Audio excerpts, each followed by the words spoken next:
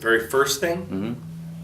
probably in second grade when I saw a drawing of Kiss on a kid in front of me's peachy folder on the bus. So made me want to know who those guys were, and so I went out and picked up the Kiss Destroyer record on 8-track, actually. That's dating me. Yeah, my dad was a musician, and I had a lot of music in my family. I mean, my dad basically supported us playing music. And I started playing drums from the age of 4. And funny enough, speaking of 8 tracks, I remember the first 8-track that I ever heard was a band called Poco. And no one probably knows who that is, but they were kind of like a fusion. I don't know, what would you classify them, like kind of fusion pop rock band? They were all great players. Yeah. Anyway, and this is in the late 70s. They're like in Asia. Sort of like a prog band almost.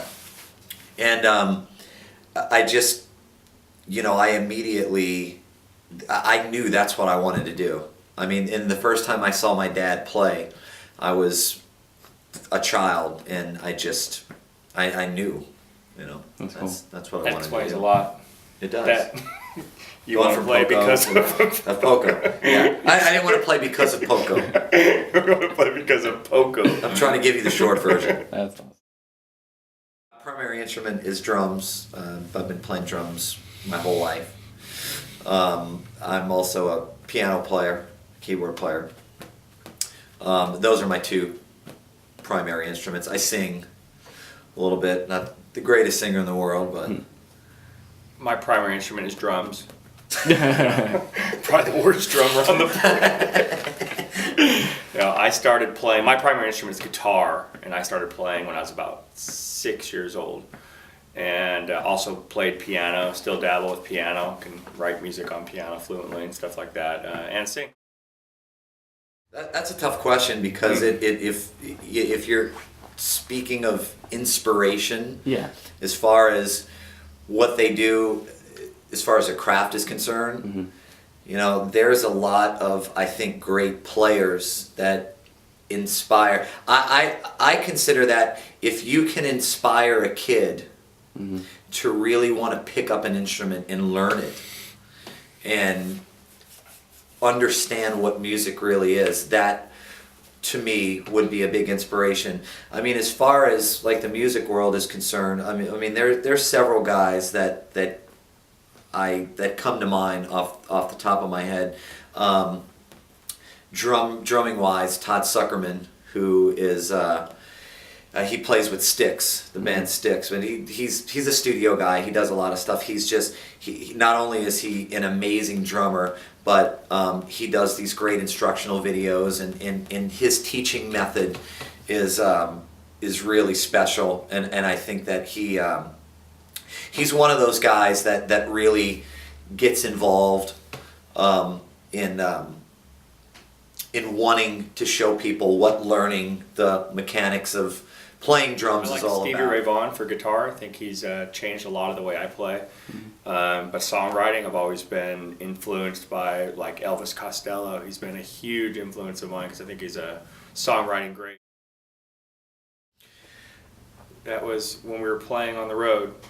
Yeah, Mike and we met somewhere around 95. I was in Jaded. Yeah, I had just come off tour with Fiona Apple, and I was playing with a local band called Phoebe's Frown. That was a good band. Yeah, it was a really good band. And that's when ska was really big.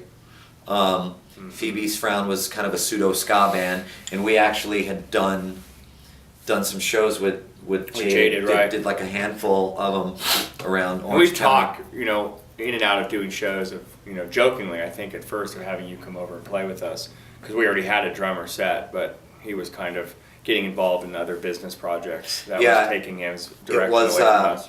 It really was only maybe a few months after like the last show we did when I got a call from Jerry.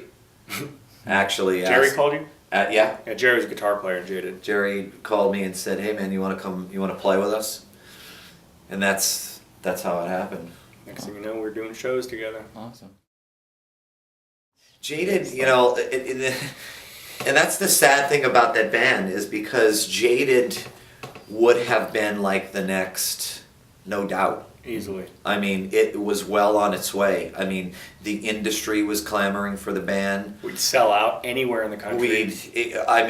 We had released a record. We did a record that we went in and did. We toured on the record. I mean, everywhere we played, we sold 1,000 tickets.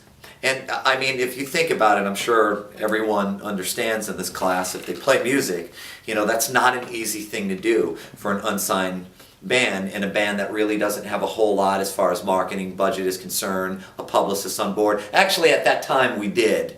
We hired them later in the game. Yeah, we brought a publicist on and had a management team, but that's a prime example of how hard it is to actually have a successful band, because it's not one person, it's 10 people that have to have all their stuff together. You know. That's why I like what we're doing now. Yeah. Awesome. Well, it was a fun thing. I mean, you know, we got to do Howard Stern a couple times. We did all the major radio morning shows Brian, across the country. Mark and Brian, Mancow in Chicago. It was a really great, interesting tour. The band, sold probably in the neighborhood of 30 or 40,000 records. I think we're probably still selling records actually. At that time, and I mean that's a lot. For an underground band. For an underground band, I mean the record was distributed, but I mean still you have to go out and sell it. So Should still be able to find it on iTunes, I bet. Yeah, I'm sure. Adam Kowalczyk was a guitar player in a band called Live, and I don't know if people remember Live, but they were a hugely successful band in the 90s. I mean, to date they'd sold about 27 million records. I had actually done a couple of shows with Live via Dennis Rodman, who was a good friend of mine, who actually hooked me up with Ed Kowalczyk, who's the singer of the band. Adam is Ed's brother.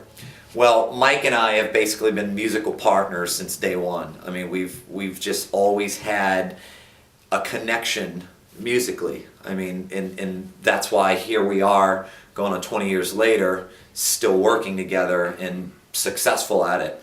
But Adam had a bunch of songs that he wanted produced, and he needed a band.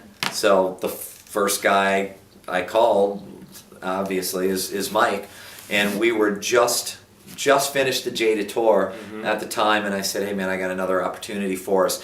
Jaded thing was kind of, we wasn't very happy with what was going on with the inner workings of the band. Dealing with a lot of people. Yeah, so we departed.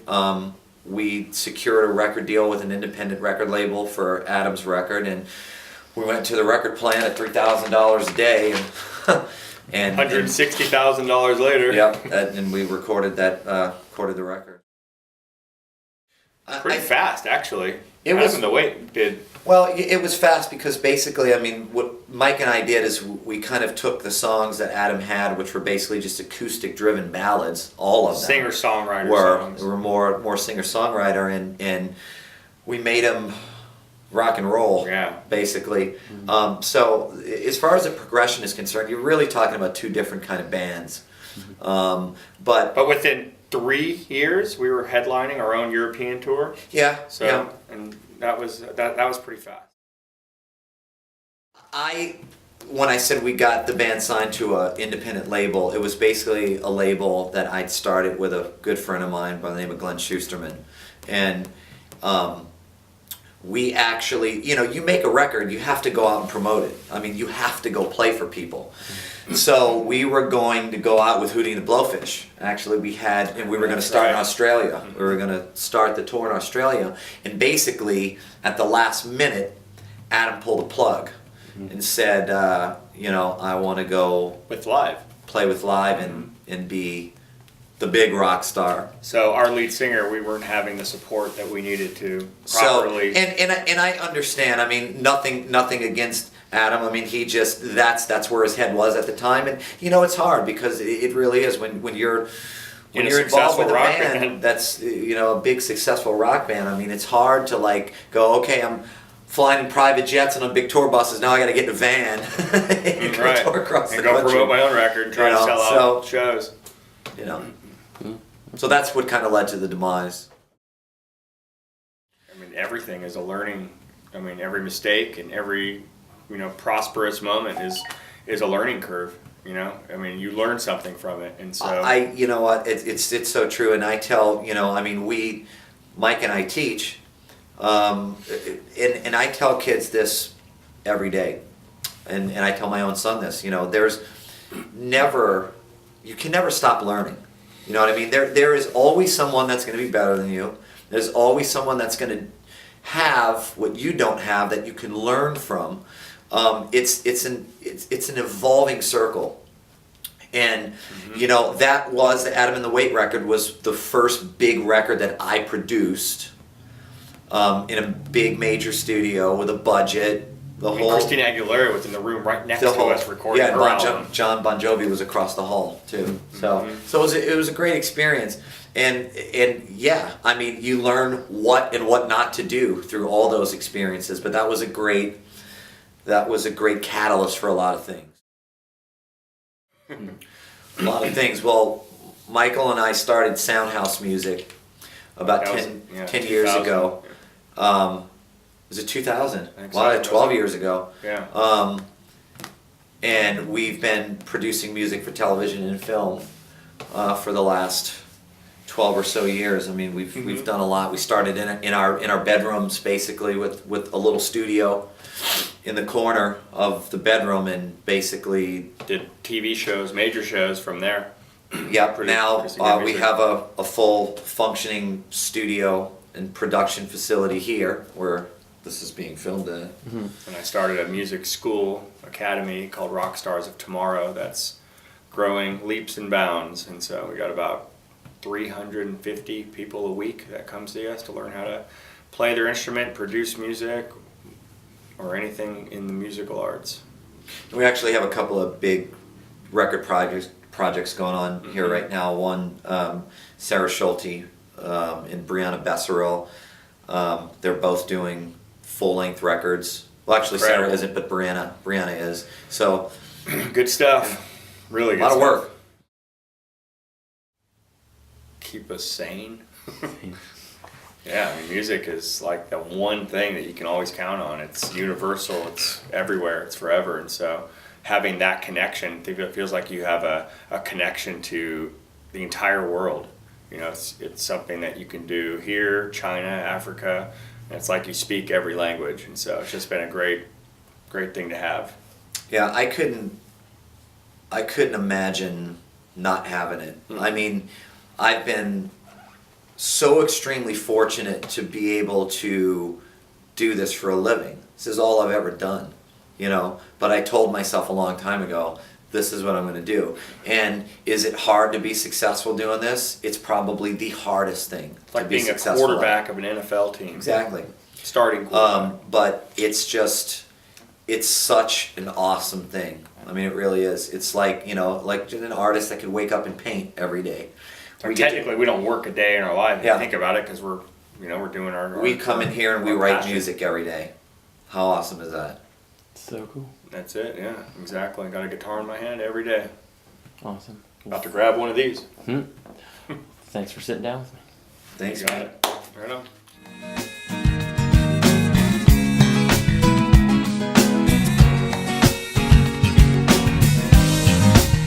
In a crowded room alone, hope you're coming on your own. Then you walk into the room once again and doomed. 'Cause she's